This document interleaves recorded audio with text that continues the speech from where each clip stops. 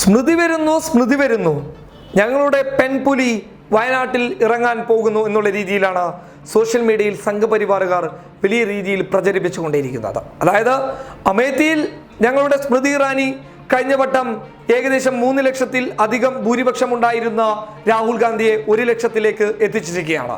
ഇപ്രാവശ്യം ആ ഭൂരിപക്ഷമൊന്നും ഒരു കാരണവശാലും ഉണ്ടാകില്ല, ഞങ്ങളുടെ സ്മൃതി തന്നെയായിരിക്കും അവിടെ ഇപ്രാവശ്യം വിജയിക്കുക. അതിന് വ്യക്തമായിട്ടുള്ള കാരണങ്ങൾ ഞങ്ങളുടെ സ്മൃതി ഇറാനി പൊതുജനങ്ങളെ ബോധിപ്പിച്ചിട്ടുണ്ട് എന്നുള്ള വാദമാണ് സംഘപരിവാറിനുള്ളത്. അതായത് പല വേദികളിലും സ്മൃതി ഇറാനി അമേത്തിയെ കുറിച്ചാണ് സംസാരിക്കുന്നത്, രാഹുൽ ഗാന്ധിയെ കുറിച്ചാണ്.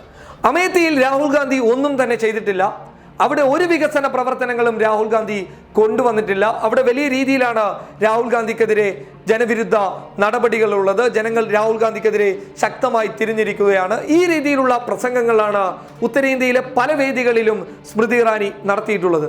എന്നാൽ ഈ പ്രസംഗങ്ങൾ ഇപ്രാവശ്യം വയനാട്ടിൽ വരുമ്പോൾ ഏൽക്കുമോ എന്നുള്ളതാണ് ചോദ്യം ചോദിക്കേണ്ട കാര്യം. അതായത് ഇപ്രാവശ്യം വയനാട്ടിൽ വന്ന് പ്രസംഗിച്ചു കഴിഞ്ഞാൽ സ്വാഭാവികമായിട്ടും അമേത്തിയെ കുറിച്ച് സംസാരിക്കും.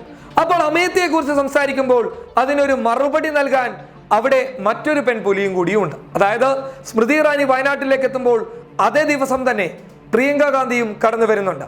രാഹുൽ ഗാന്ധിയുടെ അമേത്തിയിലെ വികസനങ്ങളെക്കുറിച്ച്, വികസന പ്രവർത്തനങ്ങളെക്കുറിച്ച് കോൺഗ്രസ് തന്നെ വ്യക്തമായിട്ടുള്ള ഒരു ഡോക്യുമെന്ററി തന്നെ പുറത്തുവിട്ടിട്ടുണ്ട്. അതായത് സാധാരണക്കാർക്ക് മനസ്സിലാകുന്ന രീതിയിലുള്ള ദൃശ്യങ്ങളടക്കം പൊതുജനങ്ങൾക്കിടയിലേക്ക് കോൺഗ്രസ് തന്നെ എത്തിച്ചു നൽകിയിട്ടുണ്ട്. കാരണം ദേശീയ തലത്തിൽ ഇതൊരു വലിയ വിഷയമായിരുന്നു, അതായത് സ്മൃതി ഇറാനിയുടെ ഈ ആരോപണങ്ങൾ. എന്നാൽ ഈ ആരോപണങ്ങൾക്ക് ദൃശ്യങ്ങൾ സഹിതം കോൺഗ്രസ് മറുപടി കൊടുത്തു കഴിഞ്ഞു. അതുകൊണ്ട് വയനാട്ടിലേക്ക് പെൺപുലി വരുന്നു എന്ന് പറഞ്ഞ് ആഘോഷിക്കുന്ന സംഘപരിവാറുകാരോട് ഒരു കാര്യം പറയാനുണ്ട്.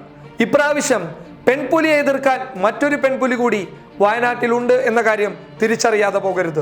തന്റെ സഹോദരനെ കുറിച്ച് ആരോപണങ്ങൾ ഉന്നയിക്കുമ്പോൾ അതിന് വ്യക്തമായിട്ടുള്ള മറുപടി നൽകാൻ പ്രിയങ്ക ഗാന്ധി തയ്യാറായി തന്നെ നിൽക്കുകയാണ്. News desk public Kerala.